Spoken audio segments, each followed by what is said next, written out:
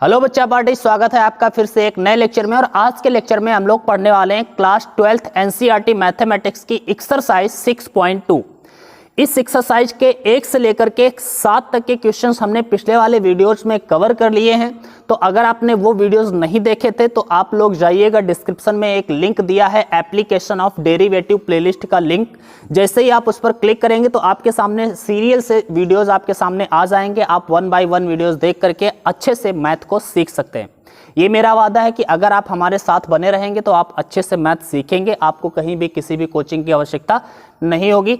आज की क्लास को हम लोग शुरू करेंगे क्वेश्चन नंबर 7 से आगे बढ़ेंगे। एक्सरसाइज 6.2 का क्वेश्चन नंबर 7 सबसे पहला सवाल आज का रहने वाला है।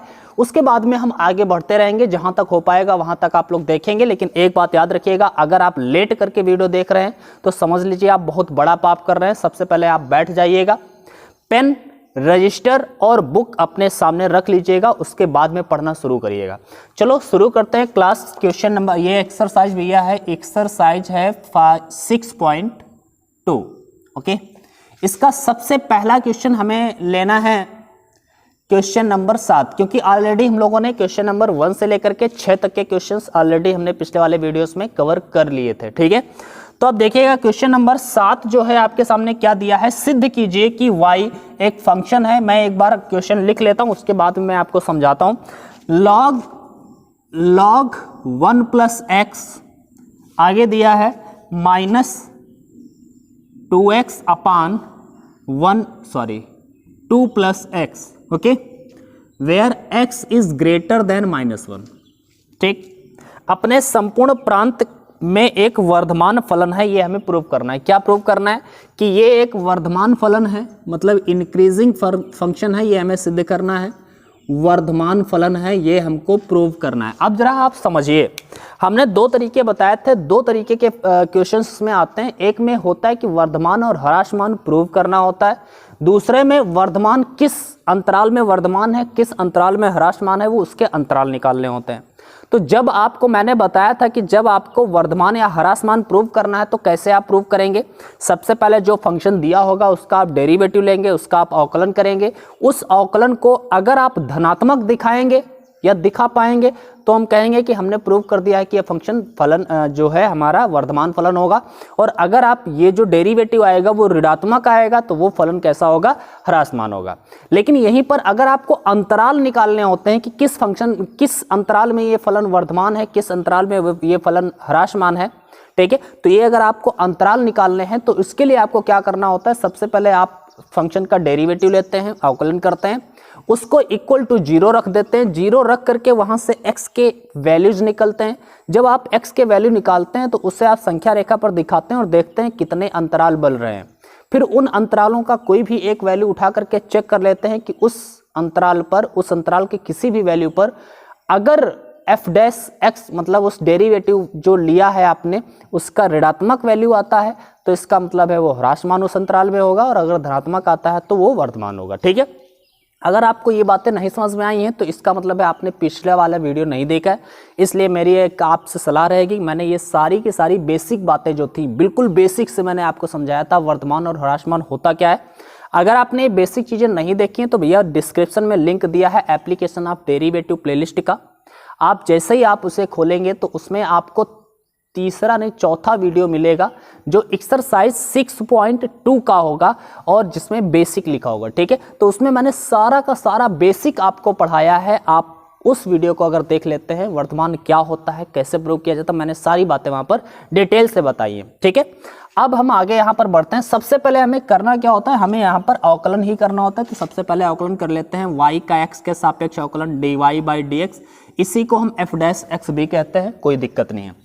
करते हैं, log x का क्या हो जाएगा? 1/x होता है तो 1/1 प्लस x हो जाएगा। लेकिन 1 प्लस x का दोबारा करेंगे तो कोई फायदा नहीं है, 1 का 0 और x का 1 हो जाएगा। 1 से मल्टीप्लाई कुछ नहीं होता। ठीक, आगे यहां पर जब इसका आप अवकलन करेंगे तो याद रखिएगा यहां पर आपको लगाना होगा कोशिएंट रूल। कोशिएंट रूल आपने डेरिवेटिव जो हमने सिखाया था, अवकलन जो एक्सरसाइज 5 थे उसमें मैंने आपको पढ़ाया था। डिस्क्रिप्शन में उसकी भी एक प्लेलिस्ट है, सारे चैप्टर्स अवेलेबल हैं। ठीक है, क्या करेंगे? यहां पर आप इसका अवकलन करेंगे तो इसको अंश मानेंगे और भैया इसको हर मानेंगे। ठीक है, हर और अंश का अवकलन होता क्या है, तो इसके लिए सबसे पहले याद रखिएगा, मैं जैसे बता रहा हूं, नीचे वाला जो हर होता है इसको ऐसे ही नोट कर दो, ठीक है। मैं अवकलन कर रहा हूं डायरेक्टली, आप इसको ऐसे ही नोट कर दीजिए और अंश वाले का अवकलन कर दो, तो 2x का अवकलन 2 हो जाएगा, माइनस लगाइएगा।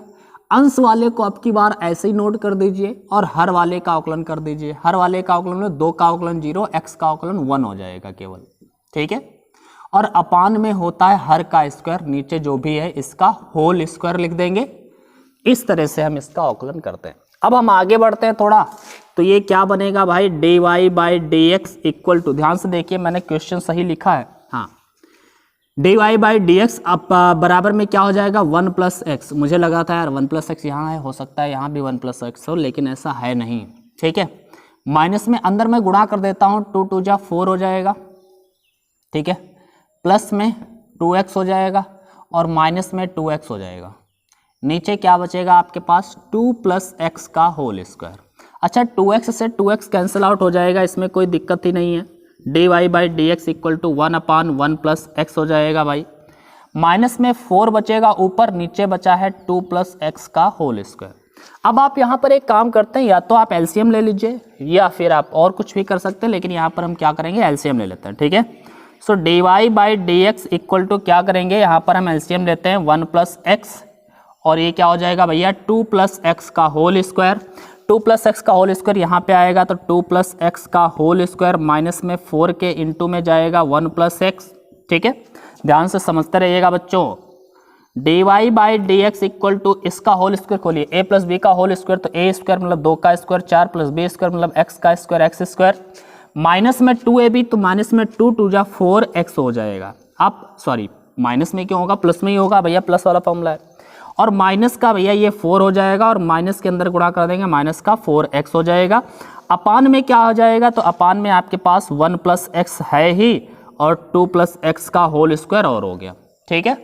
अब जरा और समझिए आप इसको, यहां से हम शुरू करते हैं। dy by D x, dy by D x का वैल्यू क्या आएगा, जरा आप देखेंगे 4x प्लस का 4x माइनस का कैंसिल आउट, 4 माइनस का 4 प्लस का ये भी कैंसिल आउट, ये बचेगा केवल ऊपर आपके पास एक्स स्क्वायर, नीचे बचेगा आपके पास 1 प्लस एक्स और 2 प्लस एक्स का होल स्क्वायर।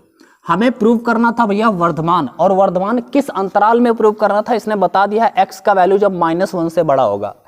अब आप देखिए एक्स का वैल्यू आप -1 से बड़ा ले लीजिए, कोई भी वैल्यू बड़ा ले लीजिए, माइनस का 0.5 ले लो, माइनस का 0 ले लो, 0 ले लो, 1 ले लो, 2 ले लो, 3 ले लो, मतलब -1 से बड़ा कोई भी आप वैल्यू ले लो। तो अगर आप -1 से बड़ा कोई भी वैल्यू लेते हैं और x की जगह पर रखते हैं, अच्छा जिसमें स्क्वायर होता है वो तो प्लस का आ ही जाएगा, भले ही वो माइनस का हो, लेकिन जब स्क्वायर हो जाएगा तो प्लस का ही हो जाएगा।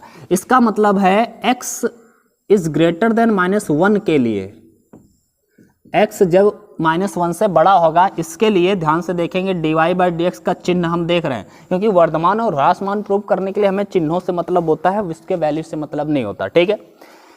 ये तो हमेशा पॉजिटिव रहेगा, वो वर्धमान हो या ह्रासमान हो कोई मतलब नहीं है, क्योंकि होल स्क्वायर है, स्क्वायर है तो वो वर्धमान रहेगा। यहाँ पर देखिए 1 प्लस एक्स है, 1 प्लस एक्स अगर हम -1 से बड़ी कोई वैल्यू लेते हैं, जैसे आप ले लीजिएगा 1 प्लस -1 से बड़ी एक वैल्यू होती है माइनस की 0.5 ले लो, तब भी ये प्लस का 0.5 ही बचेगा, प्लस का 0.5 ही बचेगा।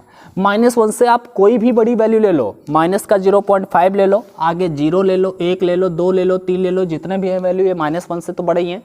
इसमें से कोई भी आप वैल्यू रख लोगे, यहाँ पे रख दोगे, तो इसका जो वैल्यू आएगा वो पॉजिटिव ही आएगा भैया, नेगेटिव नहीं आएगा, ठीक है। तो हम कह सकते हैं कि ये भी पॉजिटिव होगा इससे बड़े के लिए, और इस पर तो होल स्क्वायर है, वो तो भैया पॉजिटिव होगा ही होगा। अब देखिए ऊपर भी पॉजिटिव नीचे भी पॉजिटिव, तो overall dy by D x जो आया है वो आपका पॉजिटिव ही निकल करके आया है। और हमने बताया है अगर आप डेरिवेटिव को पॉजिटिव प्रूव कर देते हैं तो इसका मतलब क्या है, आपने वर्धमान प्रूव कर दिया। तो लिख देंगे इसलिए x इज ग्रेटर देन -1 के लिए फलन f नहीं है y है, y equal to log of 1 plus X minus का 2x upon 1 plus X, sorry 2 plus X, ठीक है। एक वर्धमान फलन है, ये हमने सिद्ध कर दिया, एक वर्धमान फलन है, लिख देना यार, ठीक है। मेरे ख्याल से आपको समझ में आ गया होगा बिल्कुल। मैंने अच्छी तरीके से, देखो मैंने बेसिक पिछले वाले वीडियोस में बताया है। अगर आपने बेसिक नहीं देखा है तो हो सकता है आपको थोड़ी बहुत प्रॉब्लम होगी, लेकिन अगर आपने बेसिक समझा है तो आपको इसमें कोई भी दिक्कत नहीं हो रही होगी, आप अच्छे से समझ पा रहे होंगे। इसलिए हम कहते हैं कि आप रेगुलरिटी बनाए रहिएगा। जब भी आप किसी से भी पढ़ें यार, हमसे पढ़ें या कहीं से भी पढ़ें, लेकिन रेगुलरिटी बनाई रहिएगा। क्योंकि अगर आप जब वीडियोस देखते हैं उसके जब सीरियल से किसी भी इंसान के आप वीडियोस देखेंगे, सीरियल से देखेंगे, तो आप अच्छे से समझ पाएंगे, अच्छे से आप मैथ क्या हर सब्जेक्ट समझ पाएंगे। लेकिन वो अलग बात है कि सभी सीरियल से वीडियोस देते नहीं हैं, लेकिन भाई आपका भाई दे रहा है, ठीक है। तो मैं आपको सीरियल से वीडियोस पहुंचा रहा हूं, बस आप हमारे साथ रहिएगा, बहुत अच्छे से आप मैथ सीखेंगे, इसमें कोई दो राय नहीं है, ठीक है। शुरू करते हैं अगला क्वेश्चन, क्वेश्चन नंबर 8 की ओर चलेंगे हम। क्वेश्चन नंबर 8, अब जरा ध्यान से देखें आप, तो इसमें देखिए बुक अपने पास रखिएगा भाई, ठीक है। क्वेश्चन नंबर 8 क्या है? क्वेश्चन नंबर 8 क्या दिया गया है? x के उन मानों को ज्ञात कीजिए जिनके लिए y, एक फंक्शन दिया है y equal to X into में x माइनस 2 का होल स्क्वायर, ठीक है। एक वर्धमान फलन है, मतलब अब की बार हमें x के मान ज्ञात करना है, मतलब वो अंतराल ज्ञात करना है, उस अंतराल को ज्ञात करना है जिनके लिए ये जो फलन है वो क्या है? वर्धमान है। तो वर्धमान के लिए अंतराल ज्ञात करना है। भैया अंतराल ज्ञात करने के लिए मैंने फंडा बताया है कि सबसे पहले तो अवकलन ही करना है। अवकलन करने के बाद में फिर हम उसको 0 के इक्वल रखते हैं, x के मान निकालते हैं, फिर अंतराल हम चेक करते हैं, ठीक है। वैसे सबसे पहले करेंगे, लेकिन अवकलन करने के लिए एक काम करते हैं, इनका पहले हम पूरा पोस्टमार्टम कर लेते हैं, मतलब इनको खोल लेते हैं। इनको एक्स स्क्वायर इंटू में एक्स माइनस 2 का होल स्क्वायर इस तरह से लिखा जा सकता है। इसको एक्स स्क्वायर इंटू में एक्स माइनस 2 का होल स्क्वायर खोलेंगे तो एक्स स्क्वायर प्लस का 4 माइनस का 4x, ऐसे आप लिख सकते हैं इसको। y इक्वल टू अंदर गुणा कर देंगे, x की पावर 4 हो जाएगी भैया, इसके साथ करेंगे माइनस का 4x इस क्यूब हो जाएगा, और जब इसके साथ करेंगे तो 4x स्क्वायर हो जाएगा, ओके। अब हम इसका अवकलन कर लेते हैं, तो भाई क्या हो जाएगा? dy by D X equal to ये बन जाएगा 4x क्यूब, ये बन जाएगा 3 चक्कू 12x स्क्वायर, और ये बन जाएगा 8x। मेरे ख्याल से इतना तो आपको समझ में आ ही गया होगा, इतने छोटे बच्चे तो होंगे नहीं। dy by D X equal to, यहाँ पर आप क्या कर सकते हैं, यहाँ पर यार 4x आप कॉमन भी ले सकते हैं, यहाँ पर क्या बचेगा? एक्स स्क्वायर बचेगा, यहाँ पर क्या बचेगा? 4 3 12 3x बचेगा, और यहाँ पर क्या बचेगा? आपके पास 2 बचेगा, ठीक है। अब यहाँ पर आप क्या करेंगे? तो सिंपल बात है, यहाँ पर आपको गुणनखंड करने को दिख रहा है तो आप कर भी सकते हैं। तो 4x, ठीक है, ये x माइनस 1 और x माइनस 2, ये इसका गुणनखंड आसानी से हो जाएगा, और आप समझ भी गए होंगे, ठीक है। तो x माइनस 1 x माइनस 2 ये गुणनखंड होंगे। अब x के क्या क्या मान निकलेंगे? तो हमें पता है वर्धमान या ह्रास मान के लिए dy बाई डी एक्स को हम 0 के इक्वल रखते हैं, और जैसे ही आप इसको 0 के इक्वल रखोगे तो 4x को एक बार 0 के, देखो 4x को 0 के इक्वल रखोगे तो x बराबर 0 आएगा। x माइनस 1 को 0 के इक्वल रखोगे, x माइनस 1 को 0 के इक्वल रखोगे, x बराबर 1 आ जाएगा। x माइनस 2 को 0 के इक्वल रखोगे तो x बराबर में 2 आ जाएगा। तो x के 3 वैल्यू यहाँ पर निकल के आते हैं, जरा ध्यान से समझना आप, ठीक है। x के कितने वैल्यू निकल के आए? 3। इधर माइनस का इन्फानाइट होता है, इधर प्लस का इन्फानाइट होता है। यहाँ पे सबसे छोटा 3 वैल्यू हैं, तीनों को यहाँ पर लिख दो। सबसे छोटा इधर साइड में, सबसे छोटा कौन है भाई? तो सबसे छोटा है हमारा 0 0, फिर 1, फिर 2, ठीक है, यही निकलेंगे फिर। हाँ, ओके। अब आप क्या करोगे? अब आप क्या करोगे? सबसे पहले आपको देखो कितने अंतराल मिले। सबसे पहले एक ये अंतराल मिला माइनस इन्फानाइट से 0, ठीक है। तो माइनस इन्फानाइट से 0 के बाद हम करते हैं, इसके बीच का कोई भी आप वैल्यू ले लीजिए। माइनस इन्फानाइट से 0 के बीच में एक -1 भी आएगा। -1 आएगा कि नहीं आएगा? तो -1 आप ले लीजिए, और f डैश x में, मतलब इसमें आप रख करके देखिए, ठीक है। तो अगर आप -1 लेते हैं, जरा ध्यान से देखना, ये जो वैल्यू है यहाँ पे लिख देते हैं, f डैश x यही है हमारा, मतलब dy बाई डी एक्स को ही f डैश x कहते हैं ना। 4x x minus 1 x minus 2। अब जरा आप यहाँ पर देखिए, -1 रखने को मैंने कहा है। जैसे ही आप -1 रखोगे, x की जगह पर -1 रखोगे, माइनस का 4 हो जाएगा। तो f डैश x जो होगा वो माइनस का ये वाला पोर्शन आया। यहाँ पर -1 रखोगे तो माइनस का 2 हो जाएगा, ये भी माइनस आया। यहाँ पर -1 रखोगे तो ये भी माइनस आएगा। Minus minus plus, plus minus minus, overall क्या आया माइनस, और माइनस आया है तो इसका मतलब है यहाँ पर ये ह्रासमान होगा। कैसा होगा भैया? ह्रासमान। तो इस अंतराल में ये फलन कैसा है? ह्रासमान है। अब दूसरा अंतराल देखिए 0 से 1, 0 से 1 के बीच का कोई भी वैल्यू ले लो भैया। 0 से 1 के बीच में क्या आता है यार? 0.5 आता है क्या? 0.5 मतलब आधा 0 और 1 के बीच में आता है कि नहीं आता है? तो वही ले लेते हैं। तो अब जरा आप f डैश x को जरा समझेंगे तो आपको क्या मिलेगा पता चलेगा। तो यहाँ पर आप देखेंगे f 0.5 रखोगे प्लस का 0.5, 0 से 1 के बीच में 0.5 प्लस का होगा, तो प्लस का 0.5 रखोगे तो ये प्लस का ही आएगा। हमें चिन्हों से लेना देना है यार, गुणा उड़ा करने की जरूरत नहीं है।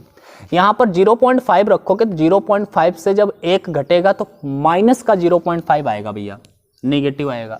और यहाँ पर 0.5 रखोगे ये भी भैया माइनस का आ जाएगा। ठीक है, तो इसका मतलब है ये प्लस माइनस माइनस ये भी प्लस हो गया, तो plus plus total overall value आया प्लस। इसका मतलब है यहाँ पर ये वर्धमान है, वर्धमान, ये वर्धमान फलन है। इस वाले अंतराल में ये फलन जो है वर्धमान है। अब 1 से 2 वाला अंतराल देखिए आप, 1 से 2 वाला, 1 से 2 के बीच में क्या आता है? 1.5, 1.5 ले ले, 1.5 ले ले, क्या कोई भी ले सकते हो यार, 1.1, 1.2, 1.3 जो भी ले लो। मेरे ख्याल से 1.5 मुझे ज़्यादा अच्छा लग रहा है तो वो ले लिया। ठीक है, 1.5 रखोगे तो 4 के साथ में ये तो पॉजिटिव देगा, 1.5 से 1 घटेगा तो 0.5 बचेगा प्लस का ही। चलो ठीक है, 1.5 से अगर 2 घटेगा माइनस का तो माइनस का 0.5 बचेगा, मतलब वो माइनस का बचेगा। तो इसका मतलब है भैया आपकी बार ये ओवरऑल क्या आया? नेगेटिव, निगेटिव आया। इसका मतलब फिर ये ह्रासमान है, ह्रासमान है। देखो इस अंतराल में ह्रासमान, इस पर वर्धमान, फिर इस पर ह्रासमान। अब ये वाला अंतराल देख लो, लास्ट वाला 2, अच्छा मैंने f डैश x नहीं लिखा, जैसे समझ लेना यार। ठीक है, अब कौन सा अंतराल हमें देखना है? 2 से इन्फिनाइट वाला। 2 से इन्फिनाइट के बीच में कोई भी ले लो, 3 ले लो, 4 ले लो, 5 ले लो, हमने 3 ले लिया। चलो ठीक है, 3 ले लेंगे तो ये तो प्लस का देगा, समझ रहे हो? 3 लेंगे, 3 से 1 जाएगा तो प्लस का 2 बचेगा, 3 से 2 जाएगा तो प्लस का 1 बचेगा। तीनों प्लस के हैं तो पॉजिटिव आया, पॉजिटिव आया तो इस पर भी वर्धमान। आपको क्या बताना था? जी कौन से किस x के किन मानों के लिए ये वर्धमान होगा, तो वर्धमान वाले आपको अंतराल बताने। तो वर्धमान भैया, वर्धमान के लिए अंतराल जो होंगे, वर्धमान के लिए जो अंतराल हैं वो कौन कौन से हैं? ये है और ये है। मतलब एक 0, 1 और यूनियन लगा देना, दूसरा वाला क्या है? 2, इन्फिनाइट। ठीक है, अगर ह्रासमान के लिए भी आप लिखना चाहते हो तो लिख सकते हो। ह्रासमान कहाँ कहाँ पर होगा? ह्रासमान के लिए अंतराल है -∞ से 0, यूनियन 1 से 2। ठीक है, तो ये ह्रासमान के लिए और वर्धमान के लिए, दोनों के लिए मैंने यहाँ पर बता दिए। मेरे ख्याल से अब आप समझ पा रहे होंगे आखिर फंडा क्या है। ठीक है, बेसिक मैंने पिछले वाले वीडियो में बताया है, अगर बेसिक नहीं पढ़ा है तो ज़रूर पढ़ लीजिएगा, अदरवाइज़ आपको समझ में आ रहा होगा, मुझे ये यकीन है। आगे हम बढ़ते हैं क्वेश्चन नंबर 8 से और चलेंगे अब क्वेश्चन नंबर 9 की ओर। देखते हैं भाई। एक बात याद रखिएगा बच्चों, जब आप समझते हैं, वीडियोस देख रहे होते हैं तो आपको समझ में तो सब कुछ आता है, लेकिन जब आप खुद अपने आप करने बैठेंगे तो बहुत सारी प्रॉब्लम्स अपने आप सामने आने लगेंगी। ठीक है, तो इसलिए बेहतर है कि आप अपने आप हर क्वेश्चन को जरूर सॉल्व करिएगा, ये मेरी हमेशा से सलाह रहती है। ठीक है, क्वेश्चन नंबर 9 की अगर हम बात करें तो क्वेश्चन नंबर 9 क्या कह रहा है? सिद्ध कीजिए कि 0 से π/2 में एक अंतराल दे दिया है इसने, 0 से π/2। ओके, इस अंतराल में एक फंक्शन दिया है y = 4 sin x, 4 sin theta है कि x है? थीटा है, अपान में 2 + cos थीटा। ठीक है, और माइनस थीटा का एक वर्धमान फलन है। ये हमें प्रूव करना है कि इस अंतराल में ये जो फलन है एक वर्धमान फलन है, इंक्रीजिंग फंक्शन है, ये हमको प्रूव करना है। इसको हम प्रूव कैसे करेंगे? सिंपल बात है, हमने बताया कि अगर आपको इंक्रीजिंग मतलब वर्धमान प्रूव करना है तो सबसे ये इससे पॉजिटिव दिखा दीजिए, ह्रासमान प्रूव करना है तो आप नेगेटिव दिखाइए। तो भैया इसको हमें पॉजिटिव दिखाना है, मतलब इसके अवकलन को। ठीक है, तो इसका सबसे पहले तो अवकलन करते हैं, फिर उसको दिखाते हैं पॉजिटिव। y का अवकलन क्या हो जाएगा? dy/dx कर देते हैं, dy/dx। यहाँ पर देखिएगा कोशिएंट रूल लगेगा हर अंश वाला। क्या करते हैं, हर को ऐसे लिख देते हैं, मैंने याद रखिएगा ये हर को ऐसे लिखते हैं, अंश का अवकलन कर दो तो 4 साइन थीटा का अवकलन क्या हो जाएगा, 4 तो ऐसे रहेगा, साइन थीटा का हो जाता है कॉस थीटा। माइनस लगाते हैं, अब की बार अंश वाले को ऐसे लिख देते हैं, 4 साइन थीटा ऐसे लिख देते हैं, और हर वाले का अवकलन कर दो तो हर वाले मतलब 2 का 0 हो जाएगा, कॉस थीटा का भैया माइनस का साइन थीटा हो जाएगा। ठीक है, और आगे फिर नीचे होता है पूरे का होल स्क्वायर, तो 2 प्लस कॉस थीटा का होल स्क्वायर, माइनस में थीटा का क्या हो जाएगा 1, जैसे x का 1 हो जाता है, यहाँ पर थीटा x के सापेक्ष नहीं है भैया, थीटा के सापेक्ष है, तो थीटा के सापेक्ष है तो थीटा का 1 हो जाएगा, कोई दिक्कत नहीं है। अब आगे बढ़ते हैं। ठीक है, dy by D theta equal to, भैया इनका हम गुणा करते हैं जरा, 4 कॉस थीटा की 2 के साथ गुणा तो 8 कॉस थीटा हो जाएगा, प्लस में 4 कॉस थीटा और कॉस थीटा की गुणा 4 कॉस स्क्वायर थीटा हो जाएगा, माइनस और माइनस प्लस बन जाएगा, 4 साइन थीटा और कॉस थीटा तो 4 साइन स्क्वायर थीटा हो जाएगा, अपान में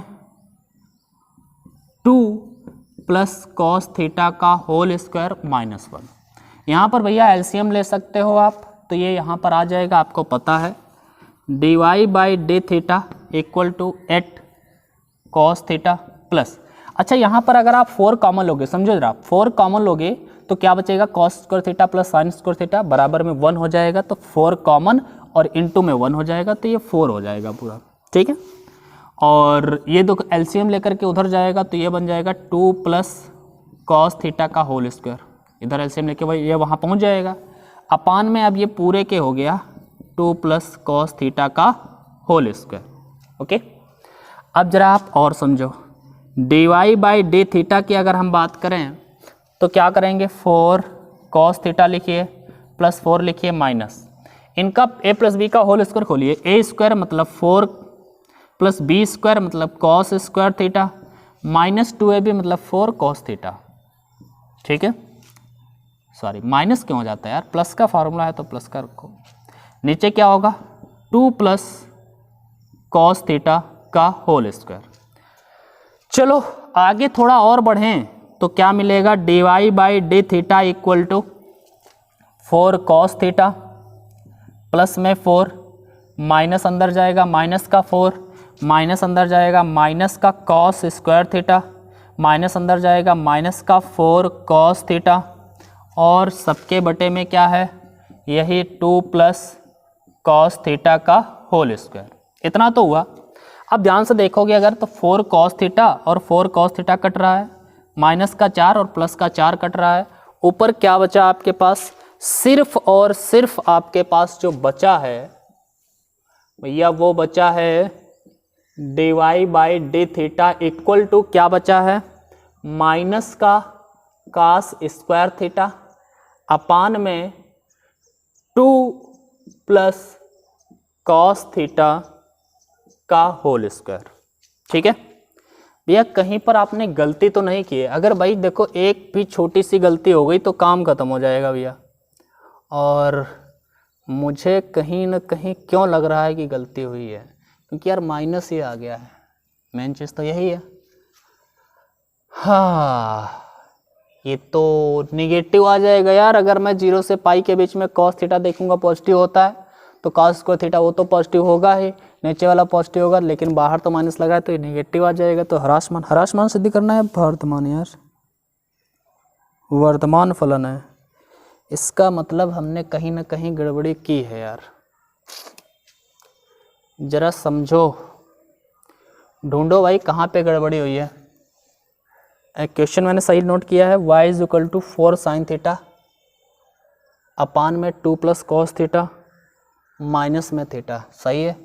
2 प्लस कॉस थीटा ऐसे लिखेंगे, 4 साइन थीटा का कॉस थीटा होता है माइनस 4 साइन थीटा ऐसे लिखेंगे, 2 का 0 कॉस थीटा का माइनस साइन थीटा होता है और माइनस थीटा का हो गया 1 अपान में इनका होल स्क्वायर हो गया, 4 कॉस थीटा 4 दूनी 8 cos theta 4 cos square theta minus का माइनस माइनस प्लस हो जाएगा 4 साइन स्क्वायर थीटा।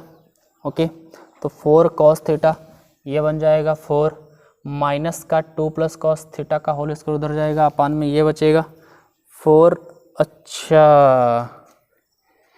यार ये 4 नहीं था बच्चा, 8 था। ये क्या था? 8 था, ठीक है। 8 cos थीटा प्लस 4 माइनस का ये होल स्क्वायर खुल गया था, और ये भैया था 8, ठीक है।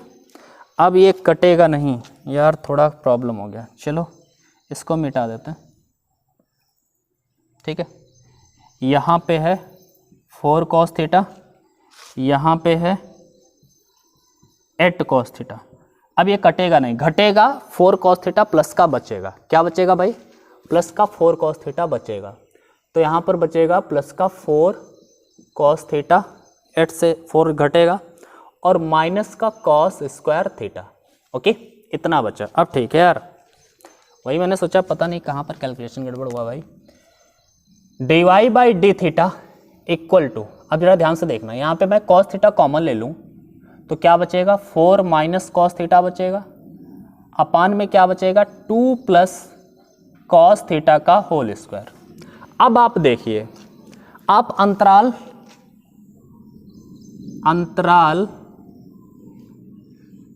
0 से π/2 में आप अगर cos थीटा का वैल्यू निकालेंगे तो cos थीटा का न्यूनतम मान -1 आ सकता है, क्योंकि हमें पता है cos थीटा का सबसे छोटा मान, लेकिन 0 से π/2 में तो 0 आता है न्यूनतम मान, और अधिकतम मान 1 होता है, ठीक है। तो न्यूनतम मान जो होगा cos थीटा जो होगा ये छोटा हो, देखो 0 या 0 से तो बड़ा होगा, लेकिन 1 या 1 से छोटा होगा। मतलब छोटे से छोटा मान cos थीटा का 0 होगा और बड़े से बड़ा मान 1 होगा, इससे ज़्यादा तो नहीं हो सकता। इस अंतराल की हम बात कर रहे हैं, ठीक है। तो अब जरा आप देखेंगे cos थीटा जब 0 है, यहाँ पर आप 0 रखेंगे तो 4 से 0 जाएगा, तो भैया आप बताइएगा पॉजिटिव ही बचेगा। और अगर आप यहाँ पर 1 भी रख देंगे तब भी 4 से 1 जाएगा, तब भी 3 बचेगा, पॉजिटिव ही बचेगा। cos थीटा का वैल्यू 0 से 1 के बीच में है, मतलब पॉजिटिव तो है ही। इसका मतलब है dy बाई डी थीटा जो है, cos थीटा तो पॉजिटिव है ही, 0 से π/2 में ये पॉजिटिव होता ही होता है, क्योंकि प्रथम चतुर्थांश होता है 0 से π/2। प्रथम चतुर्थांश में cos थीटा क्या सभी पॉजिटिव होते हैं, और 4 माइनस cos थीटा भी पॉजिटिव होगा, क्योंकि यहाँ न्यूनतम मान इसका 3 हो सकता है, 1 रखोगे और यहाँ पर, और अधिकतम मान 4 हो सकता है, ठीक है।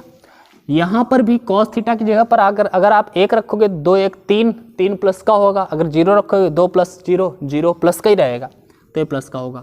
ओवरऑल जो है dy बाई डी थीटा जो आएगा वो पॉजिटिव आएगा, और पॉजिटिव आएगा तो इसलिए हम कह सकते हैं कि अतः यह फलन 0, π/2 पर वर्धमान फलन है, और ये हमने प्रूव कर दिया। नीचे लिख देना कि 0, π/2 पर यह फलन वर्धमान फलन है, इसको हमने दिखा दिया, ये पॉजिटिव है। बात क्लियर है? तो इस तरह से आप समझ सकते हैं। ये थोड़ा सा यार पता नहीं क्या हो गया था, कोई बात नहीं है, समझ गया ना। यहाँ पर 8 cos थीटा था, यहाँ पर मैंने 4 लिख दिया था धोखे से। चलो आगे बढ़ते हैं। गलतियाँ इंसानों से ही होती हैं भैया, ठीक है। एक बात ये है यार, मैं वीडियो एडिट नहीं करता हूँ, मतलब मैं बीच में काटूँ पीटूँ ये सब बवाल मुझे बड़ा परेशान करता है, तो मैं जैसा वीडियो है वैसा ही डाल देता हूँ सीधा। कोई बात नहीं है, आप लोग समझदार हो, बच्चे अच्छे बच्चे हो, तो समझोगी मेरी बातों को, ठीक है। अगला क्वेश्चन हम लोग बढ़ते हैं। अगला क्वेश्चन नंबर 10। क्वेश्चन नंबर 10 में क्या कहा गया है? सिद्ध कीजिए कि लघुगणकीय फलन 0 से इन्फानाइट में वर्तमान है। लघुगणकीय फलन क्या होता है भैया? लघुगणकीय फलन मतलब log x की बात की कर रहा है। एक फलन है, कौन सा? लघुगणकीय फलन, मतलब log x की बात करता है। तो log x जो है वो अंतराल जो 0, इन्फानाइट है, इस पर ये वर्धमान फलन है, ये आपको प्रूव करने को कह रहा है। तो आप प्रूव कर देंगे इस अंतराल में ये फलन वर्धमान है कि नहीं है। हम सिंपल सा देख लेते हैं, क्या करेंगे, इसका सबसे पहले आकलन करेंगे। log x का 1/x होता है। अब भैया आप देखो, x का वैल्यू आप अगर 0 से इन्फानाइट के बीच का कोई भी रखो, 0 से इन्फानाइट, देखो ऐसे संख्या लाइन होती है, 0 इधर प्लस का इन्फानाइट है, इधर माइनस का इन्फानाइट है। 0 से इन्फानाइट का मतलब है इधर वाला कोई भी आप वैल्यू रख दो, 0 रखो, 1.1 रखो, 1 रखो, 2 रखो, 3 रखो, 4 रखो, तो क्या ये कहीं पर नेगेटिव आएगा? अगर 0 से इन्फानाइट के बीच का आप कोई भी वैल्यू ले लोगे तो ये भैया वैल्यू कभी भी नेगेटिव नहीं आएगा, पॉजिटिव ही आएगा। प्लस का ही तो आएगा यार। तो हम लिख देंगे अंतराल 0, इन्फानाइट पर F dash x equal positive. अतः 0,8 पर फलन कैसा है? फलन वर्धमान है।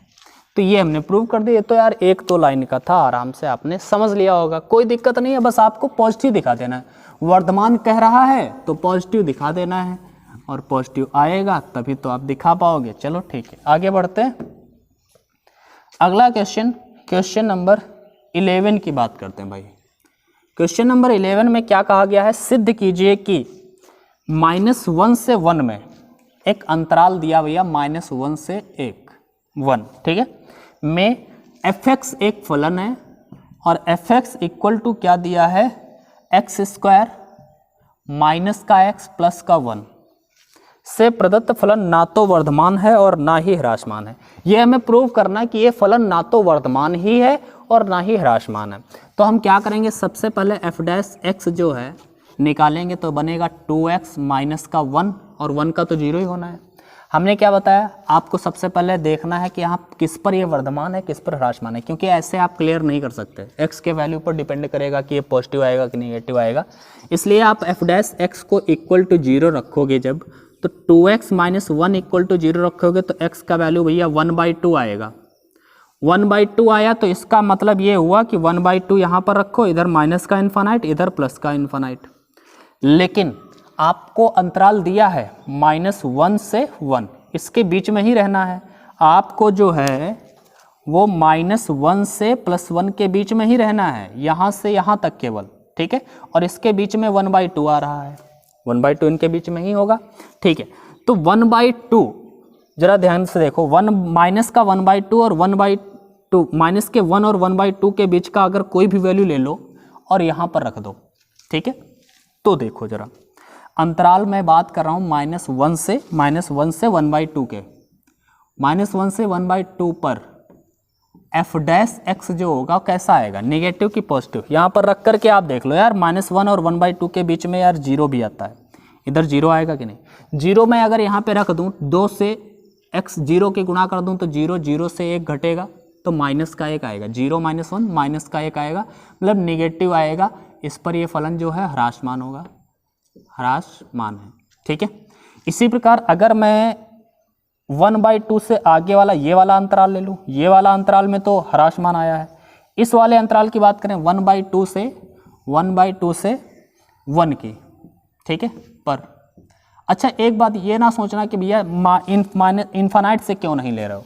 इन्फानाइट से इसलिए नहीं ले रहे हैं क्योंकि इसने बता दिया है कि -1 से 1 के बीच में ही देखना है, तो -1 से 1 के बीच में ही देखना है, तो हमें इनसे मतलब ही नहीं है। बात क्लियर है ना? बस इनको ही देखना हमें। तो 1/2 और 1 के बीच का कोई भी आप वैल्यू ले लीजिएगा, 1/2 और 1 के बीच का कोई भी अगर आप वैल्यू लोगे, 0, ये 1/2 का मतलब होता है 0.5, और 0.5 और 1 के बीच का 0.6 आप लेकर के देख लो भाई, 0.6, ठीक है। और जैसे ही आप 0.6 यहाँ पे रखोगे, कहाँ? एफ डैश एक्स में, तो देखो जरा, 2 गुणे 0.6 रखोगे -1, 6 दूनी 12, 1.2 -1 मतलब 0.2 बचेगा प्लस का। इसका मतलब है ये क्या आएगा? पॉजिटिव आएगा। तो इसका मतलब है यहाँ पर ये आ जाएगा वर्धमान फलन, वर्धमान। अब आप बताइए, क्या -1 से लेकर के 1/2 पर ये फलन ह्रासमान है? हाँ है। -1/2 से और प्लस के 1 तक ये फलन वर्धमान है? हाँ है। लेकिन आप क्या कह सकते हैं कि -1 से और 1 के बीच में ये वर्धमान है? नहीं, -1 से और 1 पर पूरे में ये वर्धमान नहीं है, बीच में वर्धमान भी आता है और बीच में ह्रासमान भी आता है, दोनों आते हैं। और मैंने बेसिक वाले फंक्शन में बताया था, बेसिक वाले लेक्चर में बताया था कि जब भी बीच में ऐसा कोई अंतराल है जिसके बीच में दोनों आ जाएं, वर्धमान भी हो कुछ में और कुछ में ह्रासमान भी हो, तो ऐसी कंडीशन में हम कहते हैं कि यह फलन ना तो वर्धमान है और ना ही ह्रासमान है। तो इसलिए कह देंगे कि -1 और 1 में एफ डैश एक्स का चिन्ह बदलता है, का चिन्ह बदलता है, भाई अगर सेम पूरा यहाँ से यहाँ तक में पूरा माइनस ही रहता या फिर पूरा प्लस ही रहता तो हम कहते कि भैया ये वर्धमान है या फिर ह्रासमान है। लेकिन इसने बोल दिया है, मतलब इसमें चिन्ह बदल जा रहा है, कुछ में प्लस का आ रहा है, कुछ में माइनस का आ रहा है, इसलिए -1 से 1 पर यह फलन ना तो वर्धमान है और ना ही ह्रासमान। बात क्लियर है? अब मेरे ख्याल से आपको ये बात क्लियर होगी, ठीक है।